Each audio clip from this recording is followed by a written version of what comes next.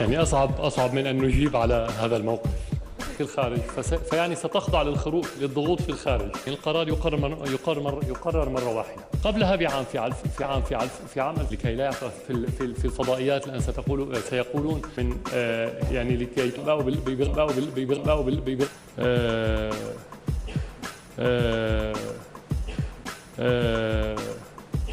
نصطدم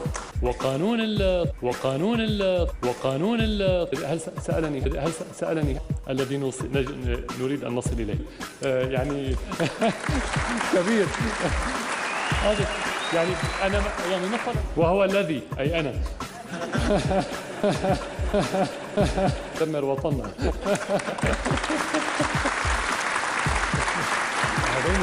هاتين السياستين أو محصلتهما لا داعي أن نضيع وقتنا.